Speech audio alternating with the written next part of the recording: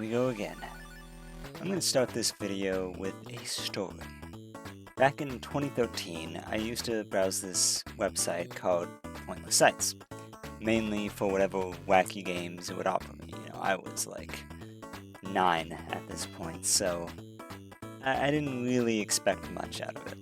One day, though, I saw this interesting little thing called Cookie Clicker. Now, this was 2013, obviously, 9 years old, didn't have social media. I still don't even know if it was notable at that time, but regardless, I opened it up, played it for a while, had some fun actively and idly playing, but eventually moved on.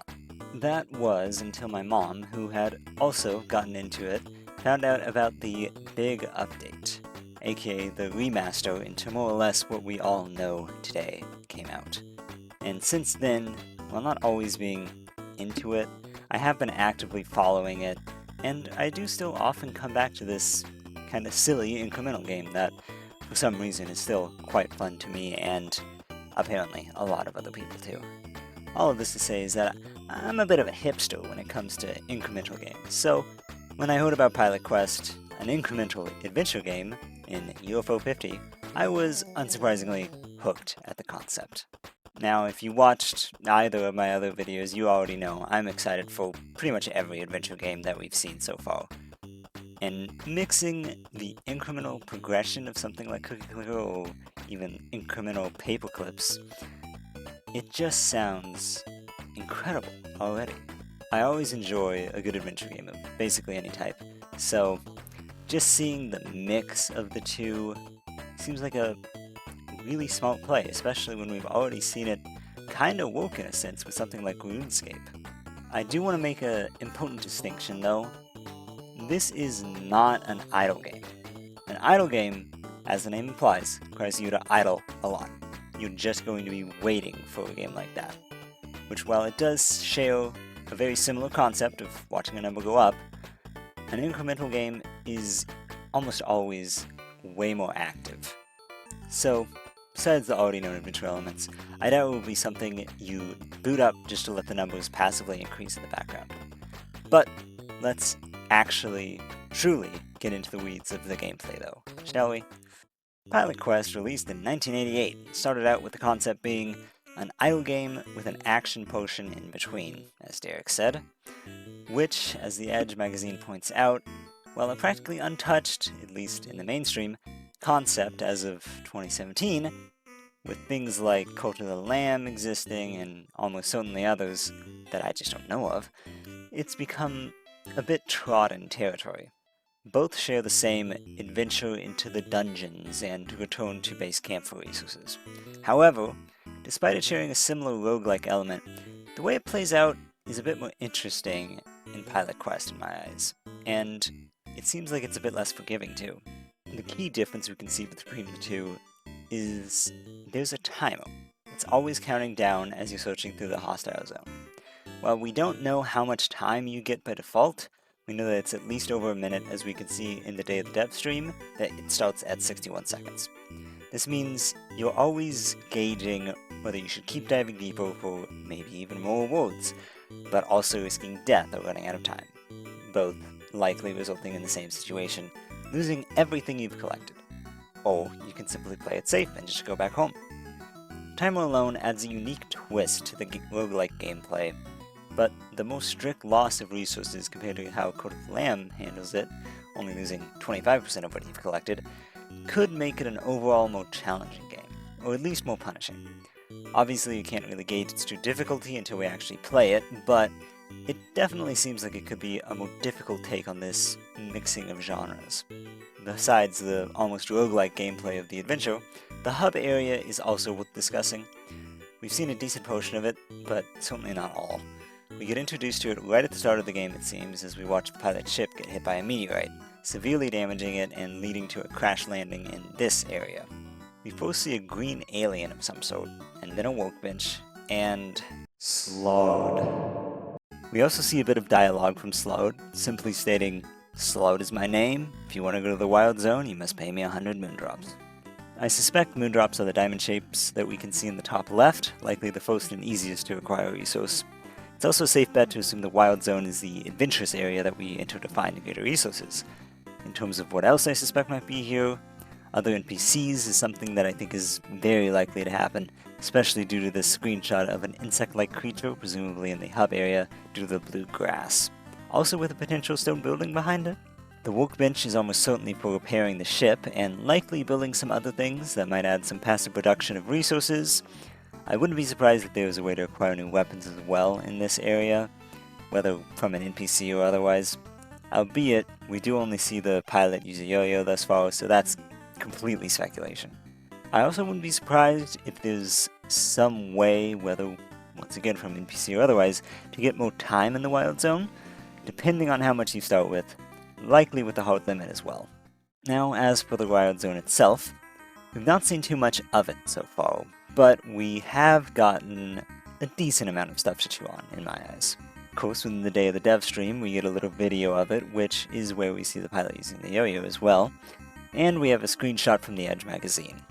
Within the video, it's a stone area with spots of blue grass breaking through the floor.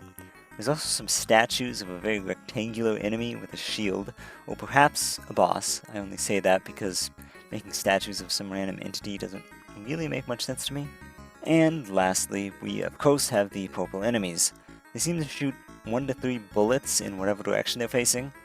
I'm guessing it's more likely that they shoot at 3 by default, but if interrupted, we'll have their pattern be broken. Also, something worth pointing out is that the stone textures are shared with the area behind the presumable insect NPC. So this could mean one of two things in my eyes. Either it could just be recycled graphics of the stone, completely reasonable if so, or this guy is placed outside the entrance to the Wild Zone, maybe as a tutorial type fella explaining the ropes, but either way it's an interesting detail. This also does make me think that this particular part of the wild area is likely towards the beginning, probably one of the earliest zones you enter, if not the first. As for the screenshot, there is a much more orange area, potentially meant to evoke a copper or bronze aesthetic if I were to guess. And probably, needless to say, I anticipate a mechanical theming in this area for that and the giant robot face thing that we see in the screenshot. Of note is this electric or potentially fire-looking projectile near the pilot. It could be from the pilot himself, but especially if it's meant to be electric, I do think it's a bit more likely to be from the enemy. I suspect this is a boss based on the size of it all, and moreover because there appears to be a temporary wall on the left, the grey rectangle. And to support my theory, I believe it's a temporary wall because of the tile differences that you can see on the floor. As you can see against the obvious permanent walls on the left, there's a bit of a shadow that bleeds onto the tile, and that's not present for the Grey Wall. So, odds are, once you beat this mechanical boss, the wall opens and leads to either loot or a new part of the Wild Zone. I also wonder if the boss will permanently be defeated, as I suspect he'll have a lot more HP to get through compared to the enemies, and if there is a new area behind him, it could gate things a bit too much time-wise. But if the time cap can be upgraded, then maybe the issue could be lessened off that, or if it's just loot, then having it be a repeatable fight for some resources would also make sense. And finally, we have some stuff to look on in the HUD. Basically, entirely in the top left. There's really not much else going on. Once again, we have what is presumably the moondrops at the top, presumably the basic currency used en masse for many, many things. Beneath that, we see a square prism with a very similar color palette to the moondrops. If I were to guess, they're a condensed version of moondrops for a higher caliber of construction. If you played Court of the Lamb, you can think of it in terms of the refinement station that you see in that game. You turn basic logs into boards, or rocks into cutstone, and in this, you turn moondrops into moon prisms. As for how much would actually be necessary per refinement, obviously isn't clear yet, but I imagine it'll be fairly balanced along with how much moondrops you can easily get. Moving on, we have a piece of presumably meat underneath that. This seems like something that might have a bit more of a niche use in its use case. Maybe it's a way to heal as you go, for some sort of unique upgrade at base, maybe? It's really hard to tell as of now. I also wouldn't be surprised if it's some NPC asked for meat. Who knows? It's very much a wild card in my eyes. After that is a coin with a Z on it, which I'd guess stands for Zoldath. I don't think it's a particularly hot take to think that Planet Zoldath is most likely a precursor to the Campanella series in Unos and also Pilot. Obviously is another resource for who knows what, but it does make me wonder if there might be specific in-area shops that you find while in the Wild Zone that you can spin these at. That's purely speculation, of course, just a thought that I had. Lastly, we have what looks like a love letter. How cute. Which notably doesn't have a count near it. I'm guessing that this is a quest item of some sort, probably between NPCs. Specifically, I suspect it'll be between someone in the wild area and in the hub, as otherwise I don't really understand why it would even be on the HUD in the first place while you're in there. Whether you get it from the wild area to bring it back home or vice versa, obviously isn't clear yet. But if it is the latter, that would confirm that NPCs exist in the wild area, which could point towards my shop idea being possible. Odds are, though, we'd find out about the shop before the love letter anyways when we actually get to play. And, once again, we have a little bit of scraps to look at. Not nearly as much to touch on here this time, but since it was in the Edge magazine, there is still some stuff that I didn't really have any reason to put elsewhere. Well, not surprising, we do get confirmation that there is idle elements in this manner of passive resource production. They do describe it as minions producing resources, but they are doing that in the manner of comparing it to Cult of the Lamb, so it's possible they were more so using that descriptor generally, and it was more so meant to describe Cult of the Lamb, and it isn't necessarily minions in this case. Afterwards, we also see the obvious, but still useful confirmation that the spaceship repair is the main goal of the game.